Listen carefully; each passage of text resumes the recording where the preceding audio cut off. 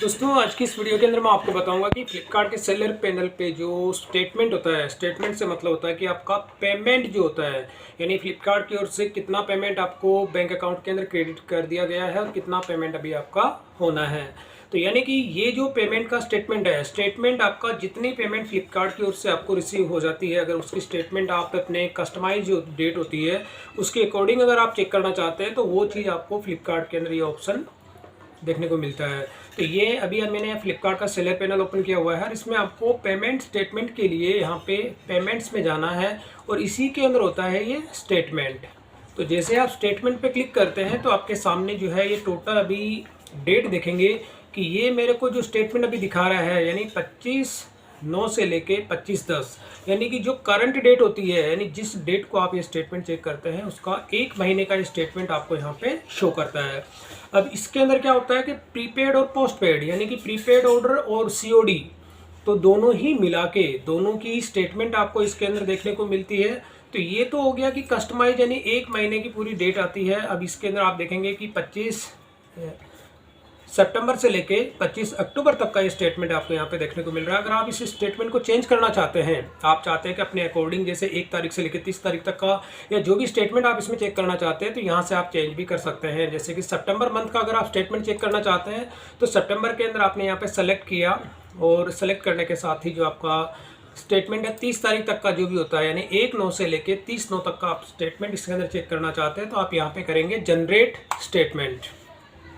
तो ये आपका आप देखेंगे कि 1/9 यानी कि 1 सितंबर से लेके 30 सितंबर तक का ये स्टेटमेंट है। अब स्टेटमेंट के अंदर आप देखेंगे टोटल सेटलमेंट वैल्यू यहाँ पे दिखा देता है कि टोटल सेटलमेंट वैल्यू कितनी है और कितनी होने के साथ ही आप देखेंगे सेल कितनी हुई है। सेल के साथ में फ्लिपकार्ट की जो इसमें सर्विस चार्ज जो लिए जाते हैं, यानी फ्लिपकार्ट के कितने इसमें सर्विस चार्ज हैं और इसमें टैक्स कितना लगेगा आपका, टीसीएस कितना है और इसी के साथ में टीडीएस जो अगर लगता है आपका इसके अंदर, तो ये चीज़ भी आपको इसके अंदर सारी टोटल जो स्टेटमेंट है वो इसमें आपको देखने को मिलती है। अब आप इसमें क्या करते हैं, अगर डाउनलोड आप करते हैं तो डाउनलोड करने पर आप देखेंगे कि एक पीडीएफ फॉर्मेट के अंदर ये डाउनलोड हो जाता है और इस तरह से जो है ये स्टेटमेंट आपको देखने को मिलती है एक पेज के अंदर। सेल अमाउंट आपको इसमें देखने को मिल जाता है, कितना आपका रिफंड हुआ था और इसी के साथ में आपका एमएफ फ्री जो भी इसके जो चार्जेस होते हैं। कंपनसेशन का मतलब होता है कि आपका एसपीएफ जो क्लेम आप इसमें फाइल करते हैं वो कितना क्लेम आपका इसमें अप्रूव हो जाता है और इसी के साथ इसके कमीशन कितने हैं, फिक्स इसकी फ़ीस कितनी होती है,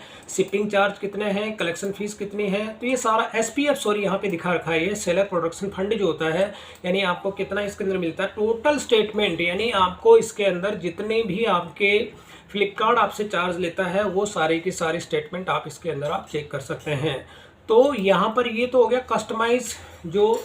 आप अपने अकॉर्डिंग जो भी इसमें चेक करना चाहते हैं। तो अब इसके अलावा अगर आप चाहते हैं कि प्रीपेड ऑर्डर है उसकी समरी अगर आप अलग देखना चाहते हैं तो प्रीपेड और पोस्टपेड ये दो ऑप्शन इसमें दिए गए हैं। अभी आप देखेंगे प्रीपेड प्लस पोस्टपेड, यानी प्रीपेड भी इसमें शामिल है और पोस्टपेड का मतलब होता है सीओडी, तो दोनों ही ऑर्डर इसके अंदर शामिल है। अगर आप इसमें प्रीपेड को देखना चाहते हैं, आप चाहते हैं कि पर्टिकुलर प्रीपेड जो है कितने ऑर्डर है, आप देखेंगे दोनों की मिला के मेरे यहाँ पे सेटलमेंट वैल्यू हो जाती है 20,000 की और सेल होती है 40,000 की। तो अप्रॉक्स आप मान के चलेंगे कि फ्लिपकार्ट पे अगर आपकी सेल 40,000 की होती है तो सेटलमेंट आपका 20,000 होता है। अब इसके अंदर आप देखेंगे कि मैं प्रीपेड ऑर्डर यहाँ पे करता हूँ और जनरेट स्टेटमेंट करता हूँ तो आप देखेंगे मेरे प्रीपेड ऑर्डर जो आते हैं वो 7,000 की इसमें सेटलमेंट वैल्यू होती है और 15,000 की टोटल यहाँ पे सेल होती है। अब अगर इसी के साथ में मैं सीओडी यानी कर देता हूँ पोस्ट पेड और यहाँ जनरेट स्टेटमेंट, तो इसके अंदर भी आप देखेंगे मेरी सेल होती है 25,000 की, सेटलमेंट होता है 12,883 रुपये। यानी अप्रॉक्स मोटा मोटी मान के चलिए कि जितनी आपकी सेल होती है उसका 50% अमाउंट आपका सेटलमेंट जो होता है वो होता है और इसी के साथ इसके जो चार्जेस होते हैं वो सारे के सारे आपको इसके अंदर देखने को मिलते हैं।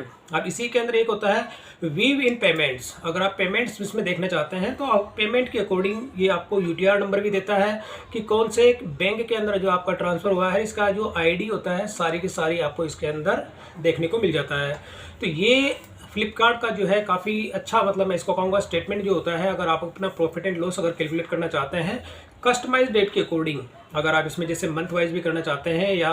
जो भी कस्टमाइज आप अगर 1 दिन 2 दिन हफ्ता 10 दिन जितने भी स्टेटमेंट आपको इसके अंदर चेक करना चाहते हैं तो वो चीज़ भी आप इसके अंदर चेक कर सकते हैं। अब जैसे मैं दोनों को अगर मिला के कर देता हूँ, यहाँ पे स्टेटमेंट अगर मैं करता हूँ 1 तारीख से लेके अब जो मैं अगर 20 तारीख तक की स्टेटमेंट भी चेक करना चाहता हूँ तो यहाँ पे जनरेट स्टेटमेंट, तो आप देखेंगे कि 1 सितंबर से लेकर 20 सितंबर तक की जो सेल होती है मेरी 32,000 की सेल होती है और 17,000 की मेरी टोटल सेटलमेंट वैल्यू होती है। तो बेसिकली दोस्तों ये क्या होता है कि फ्लिपकार्ट का पेमेंट का जो स्टेटमेंट होता है, ये स्टेटमेंट के जरिए आप अपने जितने भी जो आपकी सेटलमेंट वैल्यू होती है और सेटलमेंट वैल्यू के साथ में आप जो दूसरे जो चार्जेस होते हैं उन चार्जेस को आप इसके अंदर चेक कर सकते हैं और अपना प्रॉफिट एंड लॉस जो होता है उसकी कैलकुलेशन आप इसमें ईजी वे में कर सकते हैं। तो दोस्तों ये फ्लिपकार्ट का कुछ पेमेंट से रिलेटेड